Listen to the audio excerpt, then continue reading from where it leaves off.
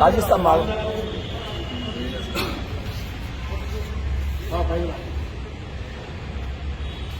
వందలాది మంది విద్యార్థులు అదేవిధంగా తెలంగాణ ప్రజలందరూ ఎన్నో సంవత్సరాలు కొట్లాడి మన తెలంగాణ రాష్ట్రాన్ని మనం సాధించుకుంటే తెలంగాణలో బలిదానాలు ఆగాలి, విద్యార్థుల ఆత్మహత్యలు ఆగాలి.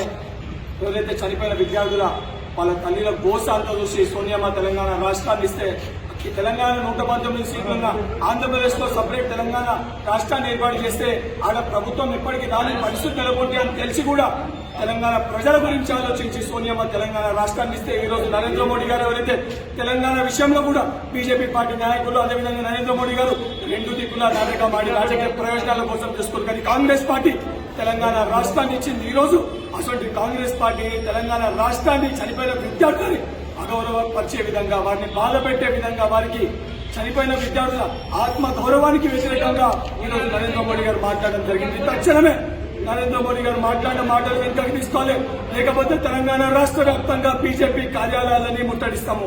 బీజేపీ పార్టీ అధ్యక్షుడు కానీ, బీజేపీ పార్టీ ఎమ్మెల్యేలు కానీ, వారి కార్యకర్తలు ఎక్కడ రోడ్ల పైన తిరిగినా తెలంగాణ రాష్ట్రంలో ఉన్న అందరూ విద్యార్థులతో కలిపి ఎన్ఎస్ఏ వాళ్ళకి వ్యతిరేకంగా ప్రదర్శనలు చేస్తాం, వాళ్ళని అడ్డకుంటాం, వాళ్ళని తిరగనివ్వము. భయంకరమైన పరిస్థితులు తెలంగాణలో నెలకొత్తాయి.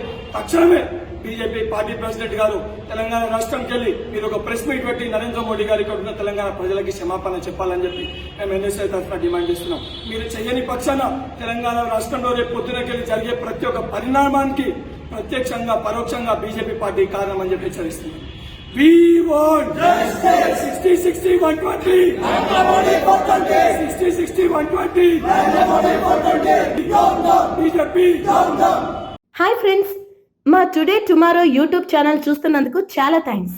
మరిన్ని లేటెస్ట్ వీడియోస్ కోసం వెంటనే సబ్స్క్రైబ్ చేయండి. అలాగే ఈ బెల్ ని కూడా రింగ్ చేసేయండి. మా నోటిఫికేషన్స్ అన్ని మీ మొబైల్లో వస్తాయి. అలాగే మా వీడియోస్ మీకు నచ్చితే లైక్ చేయండి, షేర్ చేయండి, నచ్చకపోతే కామెంట్ చేయండి.